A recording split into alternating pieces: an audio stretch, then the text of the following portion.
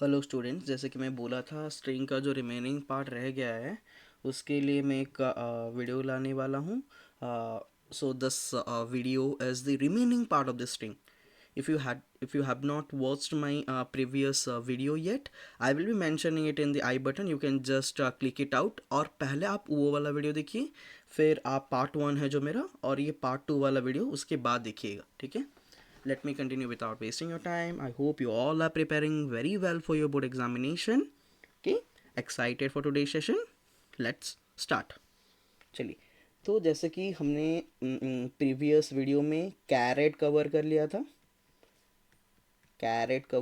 था. Let me zoom this.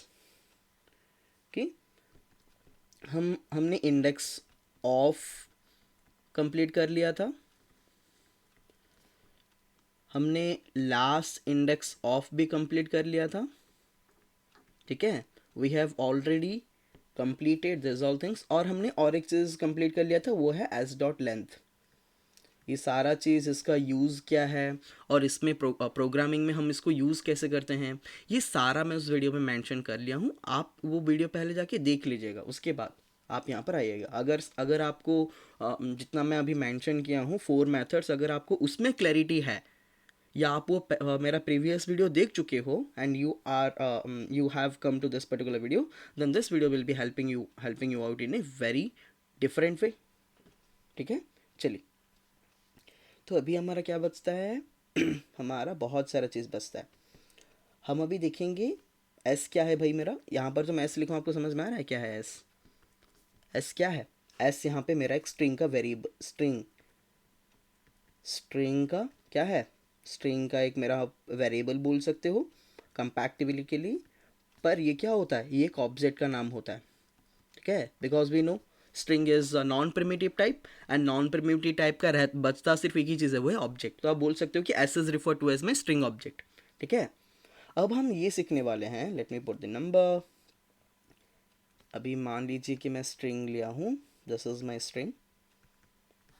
String B is equal to hello. ठीक है. ये हो गया मेरा स्ट्रिंग. और मैं यहाँ पर यूज़ करने वाला हूँ डिफरेंट थिंग्स, जैसे कि B dot to upper case, और मैं और एक चीज़ आपको सिखाने वाला हूँ, वो है टू लोअर केस. पहले ये दो चीज़ सीख लेते हैं, और मैं इसको डिफरेंशिएट बिटवीन के जैसा आपको समझा दूंगा. डिफरेंशिएट बिटवीन करके आपको समझा दूंगा, ताकि एग्जाम में आप कभी भी ये सवाल लगा सकते हो. ये हम एक्सपेक्ट कर सकते हैं. तो 2 मार्क बेस्ड क्वेश्चन नहीं आता, कभी कभी डिफरेंशिएट बिटवीन एग्जाम में डाल देता है. तो ये उसमें से एक सवाल बन सकता है. टू अपर केस का मतलब क्या? देखिए, कभी कभी ना जावा में आप इंग्लिश पढ़ के भी सीख पाओगे. देखिए, जावा में आप मेथड को बस पढ़ोगे और आपको पता चल जाएगा कि इसका काम क्या है. यहाँ पर क्या लिखा है? B to upper case. इसका मतलब क्या है? बी में जो कुछ भी स्टोर हुआ है, it is converted to upper case. समझ रहे हो आप मेरी बात? Now B to lower case, इसका मतलब है वहाँ पर जो कुछ भी स्टोर हुआ है वो कन्वर्ट हो गया है अभी मेरे लोअर केस को. ठीक है. अब चलिए, अब हम देखते हैं कि इसका आउटपुट क्या आने वाला है. Just excuse me guys. Okay. अब हम देखते हैं कि कन्वर्ट होने के बाद मेरा रिजल्टेंट क्या आने वाला है. What is my output of this particular thing. तो मान लीजिए I am writing system dot out dot print. ठीक है. And I am writing B dot to lower case. फिर से लिख दूंगा क्या? No no, that's not right. अगर if I am printing B dot to upper case और उसके अंदर हेलो है, तो इसमें क्या आ जाएगा मेरा आउटपुट का कुछ ये सीन होगा. HELLO. Everything whatever you are keeping will be in upper case. और ये वाला क्या होगा भाई? ये वाला क्या होगा? सारे लोअर केस. यहाँ पर तो हमने समझ लिया सर. अब आप एक काम कीजिए, आप ना एक नंबर रख के हमको बताइए कि क्या होगा. देखिए, हम नंबर भी स्टोर कर सकते हैं, right? We can store number in form of a string. अब क्या होगा? Let me initialize in this way, let me declare it in this way. देखिए, जो बच्चे समझ नहीं पाते हैं वो अच्छी तरह से समझ जाएं. सी इज इक्वल टू, मैं कुछ ऐसे कर रहा हूँ. ठीक है. 1 2 3 4 5.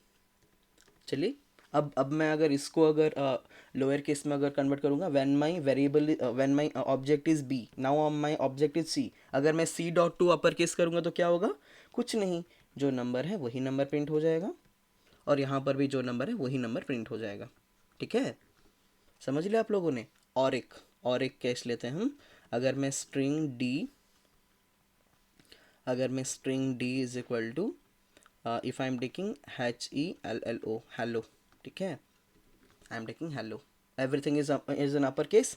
अगर इसको हम फिर से अपर केस करना स्टार्ट करेंगे तो क्या होगा भाई, if I will B converting the upper case into upper case तो क्या होगा, वही प्रिंट होगा। इसमें प्रॉब्लम किस चीज़ की बात है, अगर लोअर केस कर दूंगा तो सारा लोअर केस हो जाएगा।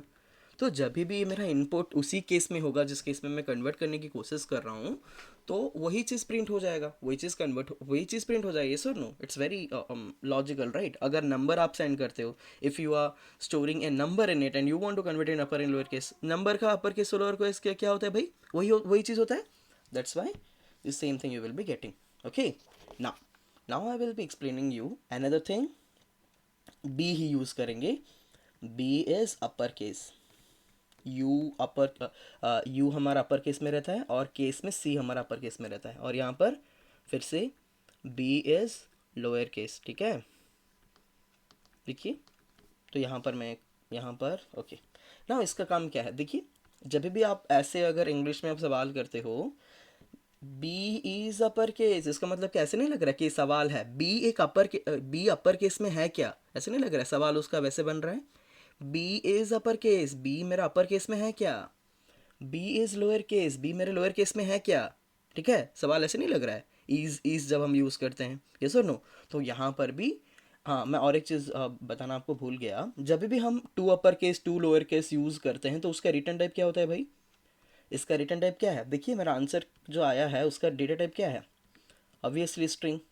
तो आप ये बोल सकते हो कि अगर हम to upper case to lower case अगर यूज़ करेंगे तो हमारा रिटर्न टाइप आएगा हर वक्त स्ट्रिंग। ये एक बहुत अच्छा सवाल आता है बोर्ड एग्जाम में, ठीक है। You need to keep this thing in your mind, this is around MCQ based में भी ये सवाल तुम देख सकते हो। ठीक है, अब हम देखेंगे is upper case and is lower case क्या होगा। इट चेक्स मैं एक डेफिनेशन लिखना चाहूँगा, it checks whether the mentioned string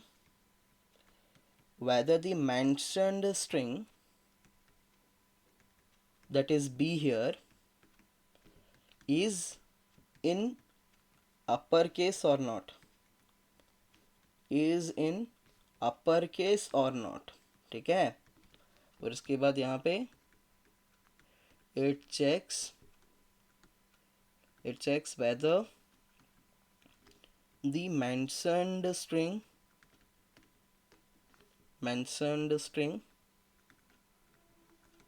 that is b is in lower case or not। ठीक है, ये तो इतना तो इंग्लिश आप अपनी आराम से लिख सकते हो इसको, right.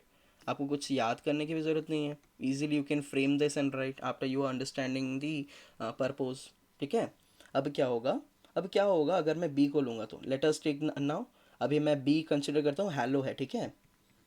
If I am considering hello and I am writing dot is upper case, देखिए आप ऐसे भी लिख सकते हो, ऐसे नहीं कि उसको किसी जगह पे स्टोर करके ही लिखोगे, you can directly take a string and you can also write in this way. अब मुझे बताइए ये अपर केस में है क्या, ये अपर केस में है क्या, नहीं, तो आंसर क्या होगा, हाँ या ना, कौन देता है जवाब भाई, दिस इज फॉल्स। ठीक है, और सेकेंड मेरा क्या है भाई, मेरा 1 2 3 4 5 है। अब मुझे बताइए 1 2 3 4 5 जो है ये अपर केस में है क्या, ठीक है, ये एक नंबर है जो कि स्ट्रिंग में स्टोर हुआ है, तो क्या होगा, इसका भी आउटपुट फॉल्स ही आएगा। और फिर लास्ट जो कि मैं लिखा था hello everything were in uppercase, if I'm checking it with is uppercase, then what happened guys, then we can see everything is converted to uppercase, तो मैं इसका आंसर हो जाएगा ट्रू। ठीक है, आप लोग समझ पा रहे हो ये लोग ये चीज़। अब मुझे बताइए इसका रिटर्न टाइप क्या है, ट्रू फॉल्स किसका रिटर्न टाइप है, बुलियन। तो रिटर्न टाइप हम बोल सकते हैं कि रिटर्न टाइप इज बुलियन।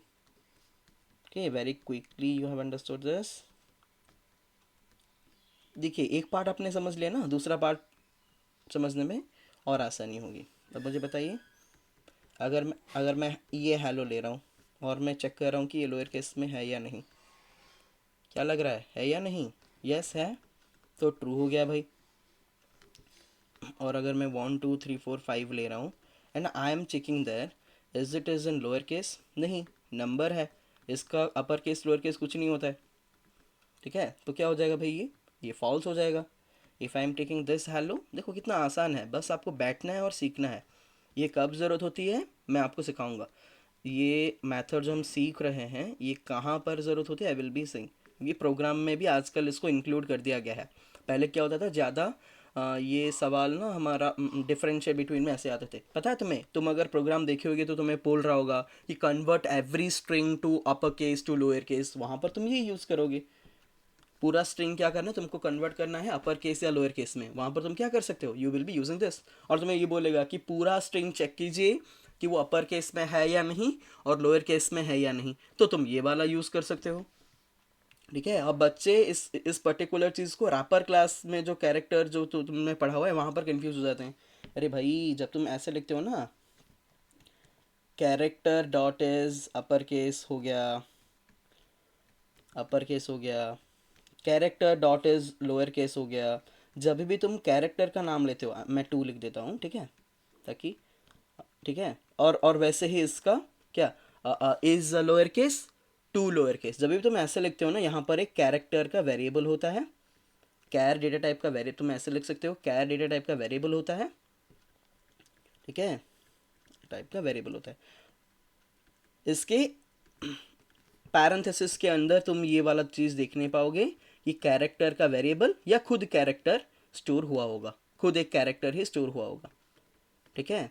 पर जब तुम स्ट्रिंग का काम, जब तुम स्ट्रिंग यूज़ करते हो तब तुम यहाँ पर देखोगे कि तुम्हारा जो भी स्ट्रिंग है उसका जो ऑब्जेक्ट है वो यहाँ पर लिखा होगा, स्ट्रिंग का object dot is upper case, ठीक है, डिफरेंस यही है।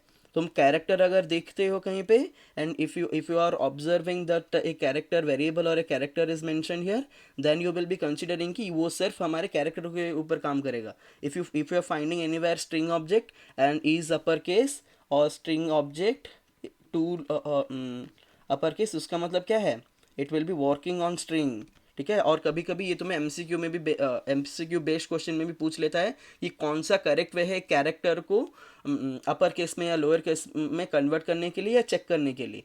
तो आप लोग देखोगे अगर मेरा स्ट्रिंग ऑब्जेक्ट अगर है तो इसका मतलब मेरा पैरेंथेसिस खाली रहेगा, और मेरा अगर मेथड में ही कैरेक्टर है तो उसका मतलब पैरेंथेसिस में क्या रहेगा, एक कैरेक्टर और या कैरेक्टर का वेरिएबल रहेगा।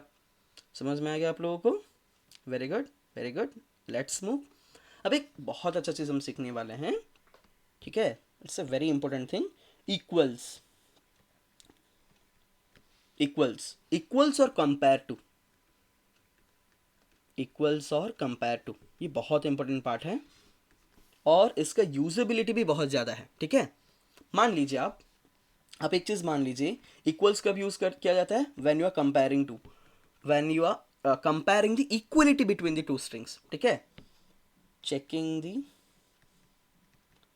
equality between the two strings, equality between the two strings,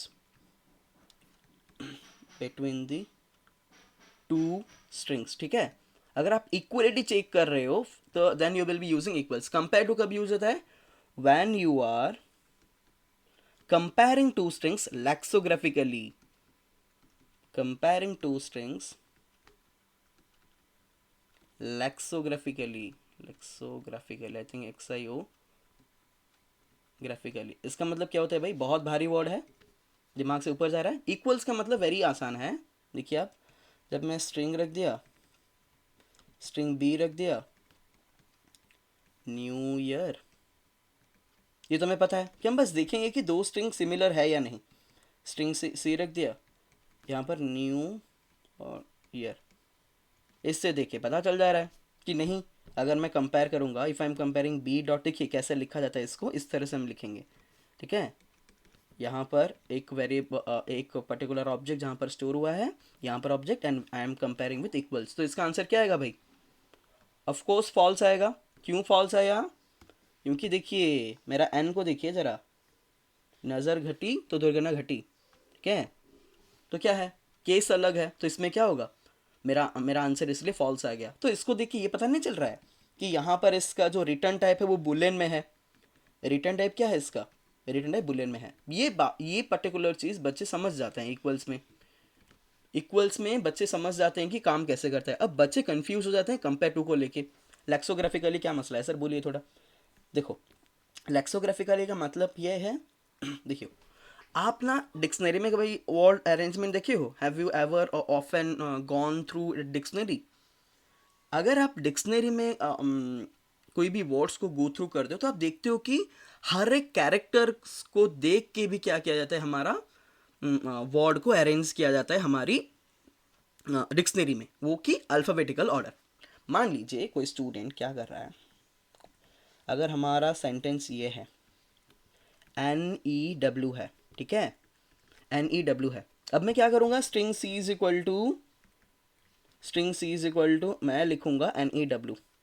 तो यहाँ पर क्या होगा, if I will be comparing P dot compare to, देखिए बहुत आसान है, एक बार देखोगे तो समझ जाओगे। मैं कंपेयर कर लिया, अब क्या हुआ, B कंपेयर हुआ C से। इसका मतलब क्या है, मेरा मेरा मेरा जो भी स्ट्रिंग है वो क्या है, न्यू है। अब क्या होगा ना, आप ये देखिए कि पहला वाला जो पर्टिकुलर कैरेक्टर है वो दोनों सेम है क्या। रुक जाइए, I am using something else, देखिए ये वाला, okay let me use this. पहला वाला जो मेरा कैरेक्टर है वो दोनों सेम है क्या, नहीं। ये क्या होगा ना, ऐसे चेक करेगा, देखिए वहां पर ना वो पूरा चेक कर दे रहा है कि दोनों समान है क्या, नहीं है तो it is resulting in true और फॉल्स। यहाँ पर क्या होगा, each character are checked in this manner. ये दोनों अलग हैं, upper case N is not equal to my lower case N. तब क्या होता है, कब ये क्या रिटर्न करता है, जो मेरा, जो कि यहाँ पर लिखा है, देखिए जो पहले लिखा गया है फर्स्ट में इसको बोलना चाहूँगा आपको, और ये सेकेंड है, ठीक है, सेकेंड। तब क्या होगा, फर्स्ट का जो मेरा कैरेक्टर जो अलग है वो माइनस सेकेंड का जो है, ठीक है। आप यहाँ पे आप देख सकते हो सर, माइनस कैरेक्टर में क्या करेंगे, अरे भाई इजी है ना, आस्की कोड दोनों का सब्ट्रैक्ट कर दे, आस्की कोड दोनों का सब्ट्रैक्ट कर दो, फिर क्या आ जाएगा आंसर, फिर आ जाएगा -32। हमें पता है अपर केस का जो भी कैरेक्टर का आस्की कोड होता है वो छोटा होता है, लोअर केस का बड़ा होता है, and the gap between upper case and lower case characters are always 32, ठीक है। अब क्या हुआ, अपर केस का एन माइनस लोअर केस का एन का आस्की कोड माइनस हो गया, तो मेरा आंसर -32 आ गया। अब क्या होगा सर, फिर से और एक कैरेक्टर कंपेयर करेगा क्या, नहीं। क्या होता है, कंपेयर टू में जब भी आपको एक कैरेक्टर ऐसा मिलता है जो कि अलग होता है और एक पर्टिकुलर स्ट्रिंग के कैरेक्टर से, वहीं पर वो क्या करता है, अपना चेकिंग रोक देता है, सिर्फ उन दोनों को सब्ट्रैक्ट कर देता है और क्या करता है, उसका रिजल्टेंट हमें सेंड कर देता है, ठीक है। और एक एग्जांपल आपको मैं देना चाहूँगा। मान लीजिए अभी स्ट्रिंग है, स्ट्रिंग के इज इक्वल टू, आप इस लेक्चर को ध्यान से विद बुक एंड पेपर बैठिए और देखिए, और फिर देखते हैं कैसे आपको समझ में नहीं आता है। डीपली जाते नहीं है बच्चे, इसलिए ये सब होता है। अब मान लीजिए यस, अब देखिए अब क्या होगा, पहले जैसे होता था वैसे ही होगा। फर्स्ट दो कैरेक्टर कंपेयर होंगे भाई, सही है, तो सेकेंड कैरेक्टर फिर से चेक करना स्टार्ट हो जाएगा, ठीक है। सेकेंड कैरेक्टर इसका ई एंड इसका ई दोनों सेम है, very good. Then let's switch to third character, दोनों थर्ड कैरेक्टर को स्विच हो गए, दोनों यहाँ पर भी सेम है, हाँ। तो क्या हुआ, दोनों पूरे सेम है। तो इफ के डॉट कंपेयर टू, इफ अगर मान लीजिए कि दोनों पूरे आइडेंटिकल हैं दोनों से, तो जो जब ये लेक्सोग्राफिकली कंपेयर होंगे तो उनका आंसर क्या आएगा, 0। इसका मतलब दोनों पूरे एक समान है, अगर मैं कंपेयर टू की बात कर रहा हूँ सिर्फ यहाँ पे। चलिए और एक एग्जांपल लेते हैं। मान लीजिए मैं स्ट्रिंग ए लिया हूँ और दूसरी जगह पे स्ट्रिंग बी। ये जो पर्टिकुलर जो कंपेयर टू है बहुत इंपॉर्टेंट है, आपको बहुत हेल्प करेगा एग्जाम में। अब मान लीजिए I am taking Shubham sir, okay. अब मैं क्या करूँगा, फिर यहाँ पे HAM, ठीक है, ये मैं कर दिया भाई। अब मैं क्या करूँगा, फिर से वैसे कंपैरिजन स्टार्ट कीजिए।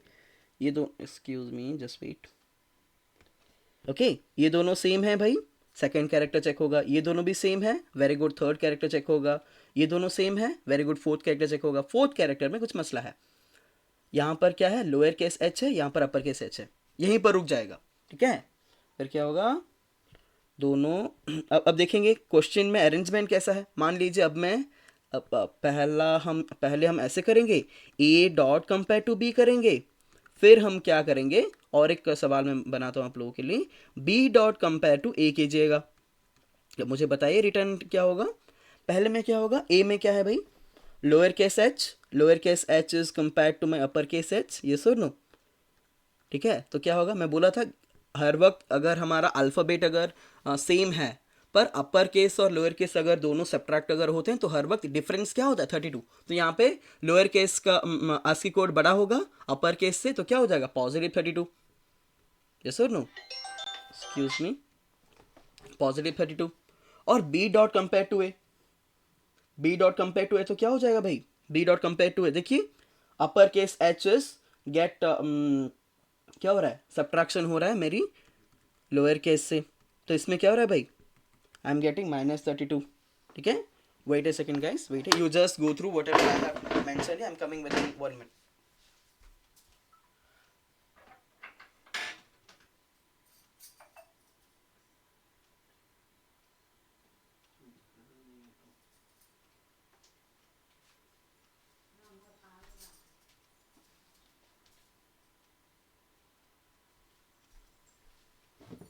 आप लोग को ये समझ में आ गया।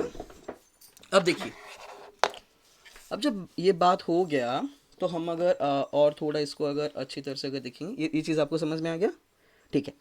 अब क्या होगा, अब देखिए, अब मैं आपको और थोड़ा डीपली जाके समझाना चाहूँगा, और थोड़ा मैं डीपली जा रहा हूँ इसको। अब मान लीजिए that this is session, if I am writing session, ठीक है, और एक जगह पे क्या हुआ भाई, और एक जगह पे string q is equal to S E कर दिया, फिर यहाँ पे कैपिटल एस कर दिया, फिर यहाँ पे MNOP कर दिया, ठीक है। देखिए काफ़ी अलग है एक दूसरे से, राइट। अभी मैं वही सेम चीज़ कर रहा हूँ, P dot compare to if I am doing Q, ठीक है, P dot compare to Q। अब क्या होगा, वो सेम चीज़ होगा, पहला कैरेक्टर फिर से चेक होगा, पहला कैरेक्टर सेम है, हाँ सेम है, दूसरा कैरेक्टर सेम है, हाँ सेम है, तीसरे में कुछ प्रॉब्लम है, राइट। ये लोअर कैसे अपर कैसे, तब क्या होगा, मेरा कंपैरिजन यहीं पर रुक जाएगा, ठीक है। फिर क्या होगा, लोअर केस एस, जैसे कि P dot compare to Q लिखा हूँ, lower case S minus upper case S, तो क्या हो जाएगा -32। और मैं ये क्यों अपर केस और लोअर केस दोनों जानबूझकर सेम ले रहा हूँ एग्जाम्पल में, ताकि मेरे को एक्सप्लेनेशन करने में आसानी होती है, इसलिए मैं एक्सप्लेन करूँ। इसका मतलब ये नहीं कि हर बार दोनों अपर केस और लोअर केस में सिर्फ अल्फ़ाबेट चेंज ही आपको दिखाएगा, ऐसे भी हो सकता है, एस आ सकता है, पी आ सकता है, एस माइनस पी कर दियो ASCII कोड में, ठीक है। और क्या होगा, आप लोगों ने देखा होगा कि हमारा एस से जो यहाँ पर जो पी में जो एस है, लोअर केस एस है, और क्यू में जो अपर केस एस है, उसके बाद भी जितने सारे कैरेक्टर्स हैं क्या है, दोनों अलग अलग ही हैं। पर मैं आपको बोला कि जहाँ पर ये दोनों अलग हमको नजर आएंगे वहीं पर कंपैरिजन हमारा रुक जाएगा। यहाँ पर डायरेक्टली क्या हो गया, सब्ट्रैक्शन हो गया, मेरा आंसर आ गया, और फिर यहीं पर हमारा क्या हो जाएगा, the comparison will be stopping, ठीक है। देन नेक्स्ट और एक सवाल हम करेंगे। अगर मान लीजिए मैं स्ट्रिंग m लिया हूँ, ये एक बहुत इंपॉर्टेंट सवाल है, Holi day if I am writing, मान लीजिए अभी मान लीजिए कि मैं n में स्टोर किया हूँ होली, और मैं इन दोनों को कंपेयर कर रहा हूँ, ठीक है। m डॉट कंपेयर टू, ध्यान से देखिए इस वीडियो को, ठीक है, n अगर मैं ऐसे कंपेयर कर रहा हूँ, अब क्या करेंगे भाई, वैसे ही करेंगे, पहला दोनों सेम, सेकंड दोनों सेम, थर्ड दोनों सेम, फोर्थ दोनों सेम, पर क्या हुआ है, डिफरेंस है उनकी लेंथ में। आप जब कंपेयर कर लोगे कि जब तक जितना तक कैरेक्टर्स है तब तक दोनों सेम है, और दोनों के लेंथ में अगर चेंज आ रहा है, देन वो कैसे होगा, आप देखो m, वहाँ पर आप आ जाओगे एक स्ट्रिंग के लेंथ के पास। m का लेंथ क्या है भाई, एक 1 2 3 4 5 6 7 है, माइनस n का लेंथ क्या है, 1 2 3 4 4, देन द आंसर इज 3। समझ में आया, कब आप लेंथ को सब्ट्रैक्शन करोगे, जब तक दोनों कैरेक्टर सेम है, ठीक है, जब तक दोनों कैरेक्टर सेम है, तब तक जहां पर शॉर्टेस्ट स्ट्रिंग है मेरा, दोनों बिल्कुल ही आइडेंटिकल हैं, तब आप क्या करोगे, तब आपको आपके पास और कुछ कैरेक्टर्स ही नहीं है कंपेयर करने के लिए, तब क्या करोगे, m dot compare to m का जो जैसे मैं बोला, जो पहला जो भी लेंथ है, उसका कंपेयर टू मेरा जो सेकेंड जो लेंथ है उसका, उन दोनों को सेपरेट कर दोगे। अगर मैं यहाँ पे n dot compare to m करता तो क्या होता? Write in the comment section. मान लीजिए m डॉट कंपेयर टू अगर मैं n करता, right in the comment section this particular part. ठीक है, देखते हैं क्या आता है आपका आंसर। तो इससे हमने अच्छी तरह से डीपली समझ लिया कि कंपेयर टू क्या काम करता है, कैसे काम करता है। ठीक है, now let's move to other part. और क्या बचा भाई? और एक पार्ट बचा जो कि आसान है। एस डॉट इक्वल्स, यहाँ पर आ जाइए आप लोग। S dot equals equals ignore case.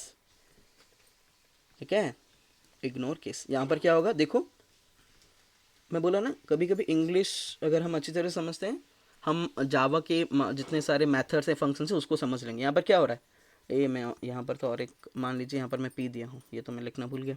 Okay, अब क्या होगा भाई? इक्वल्स चेक करो, इक्वल्स है या नहीं चेक कीजिए, बट इग्नोर द केस। क्या है? केस को इग्नोर कर दीजिए। ठीक है, इसका मतलब अगर मैं स्ट्रिंग पी, अगर मैं स्ट्रिंग एस यहाँ पे लिखा हूँ, cross course if I have written का, ठीक है, क्रॉस कोर्स, और मैं स्ट्रिंग पी में लिखा हूँ, I have written string P में क्या लिखा हूँ, if I have written cross course, if I have written in this way, then what will happen dear? S dot ignore case, ये वाला हो गया।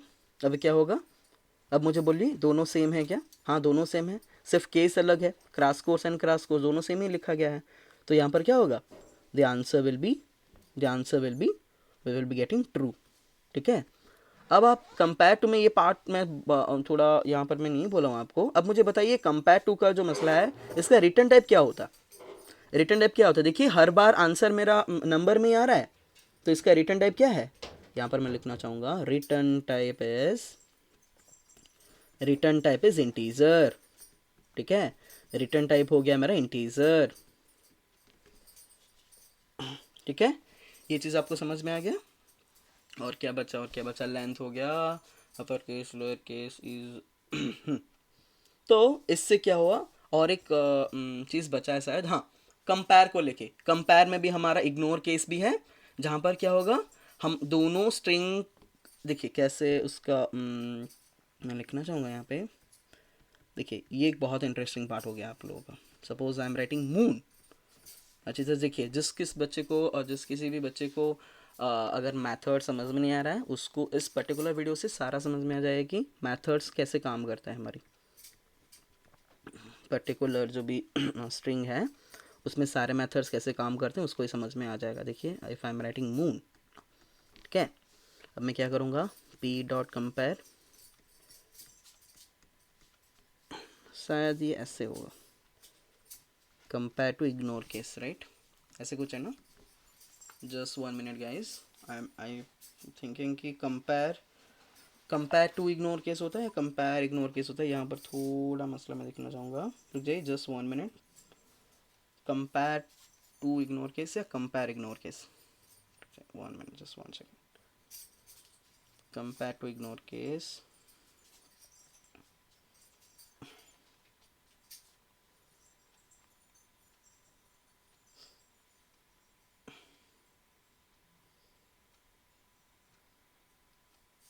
Compare to ignore case, right, okay. यहाँ पर क्या हो जाएगा, P dot compare to ignore case, compare to ignore case, ठीक है, कंपेयर टू इग्नोर केस का, और अंदर और एक पर्टिकुलर स्ट्रिंग रहेगा, मान लीजिए ये। तो यहाँ पर करता क्या है, ये सिर्फ क्या करेगा, दोनों के केस को मेजर नहीं करेगा, ये सिर्फ क्या करेगा, डिफरेंस बिटवीन जो डिफरेंट कैरेक्टर्स है उन्हीं को दिखेगा। अब मुझे देखिए, ये जो P में जो मून है और Q में जो मून है, दोनों क्या है, दोनों का केस के अलावा और दोनों बिल्कुल ही सेम है, तो मेरा आउटपुट आ जाएगा 0। ठीक है, अब मान लीजिए ये पर्टिकुलर Q में मैं क्या किया हूँ, आई हैव रिटन हियर एओन। तो क्या होगा भाई, अब क्या होगा, अब आपको लग रहा होगा कि सर कैपिटल M का ASCII code minus lower case के हाँ, मेरा अपर केस का M का ASCII code minus lower case के आस्की कोड, दोनों माइनस कर देंगे। नहीं, ऐसा ही तो नहीं होगा। ऐसा कब होता है, जब हमारा केस क्या होता है, केस सेंसिटिव होता है। यहाँ पर क्या हमने किया, यहाँ पर इग्नोर केस। तो क्या होगा, दोनों के पहले आप जब भी जब आपको डिफरेंट कैरेक्टर्स ही मिल रहा है, देखिए ये एम और ए दोनों ही अलग हैं, अपर केस लोअर केस में नहीं, दोनों कैरेक्टर ही अलग है। तब आपका पहला स्टेप ये बनता है कि दोनों को एक ही केस में लाइए। इधर आप एम को लोअर केस ला दीजिए, फिर आप माइनस करके ए को उसी केस में ला दीजिए। देखिए एम माइनस ए कर दीजिए, नहीं तो दोनों को अपर केस कर दीजिए, दोनों को अपर केस ही कर दीजिए। अब आप इसका आंसर फाइंड आउट कीजिए। ठीक है, जब लिखा होगा, क्या लिखा होगा, P dot compare to Q. अगर Q dot compare to P लिखा है तो क्या हो जाएगा, उल्टा उसका। अगर मान लीजिए ये कंपेयर टू ये लिखा है, मैं ये पार्ट थोड़ा आपको ऐसे मेंशन कर देता हूँ। अगर ऐसा लिखा होगा तो क्या लिखेंगे आप दोनों को ए माइनस एम और फिर ए माइनस एम। ठीक है, इन दोनों के आस्की कोड को आप सेपरेट कर दोगे और यहाँ पर आपका आंसर आप यहाँ पर लिख सकते हो। समझ में आ रही है आपको मेरी बात? अगर इग्नोर केस लिखा है तो सिर्फ अगर कैरेक्टर्स अलग होंगे तभी तो अलग होंगे। ठीक है, जैसे कि यहाँ पर जो मून और नीचे जो मून लिखा गया था, पहला कैरेक्टर ही हमारा अलग था, पहला कैरेक्टर अलग था, तो वहीं पे क्या हो गया, कंपेयर होके रुक गया वो। वहीं पे क्या हुआ, वहीं पे कंपेयर होके रुक गया वो, और फिर बाकी चेक ही नहीं किया। मान लीजिए यहाँ पर ए ओ ओ एन है, मान लीजिए यहाँ पर ए ए ओ एन है, तो क्या हो भाई, मेरा पहला कैरेक्टर के साथ साथ दूसरा कैरेक्टर भी अलग है, ये सर नो। पर क्या होगा, पर आंसर वही आएगा, क्योंकि यहाँ से तो चेक करना बंद कर दिया वो चेक करना, कंपेयर करना यहीं पे बंद कर दिया। जहाँ पर डिफरेंस आया वहाँ पर सब्ट्रैक्ट कर दीजिए और आंसर वहाँ पे प्रिंट कर दीजिए। ठीक है, समझ में आ गया होगा आपको मेरी बात? ठीक है, ठीक है। इस पर्टिकुलर वीडियो में जो आधा अधूरा मेथड से बचा था वो सारा मैं आपको एक्सप्लेन कर दिया। जो अपकमिंग जो सेशन है वहाँ पे मैं क्या करने वाला हूँ, जो फ्रिक्वेंटली आस्क्ड क्वेश्चंस होती है based on the string programming, मेरा थर्ड लेक्चर रहेगा सिर्फ स्ट्रिंग के प्रोग्राम को लेके।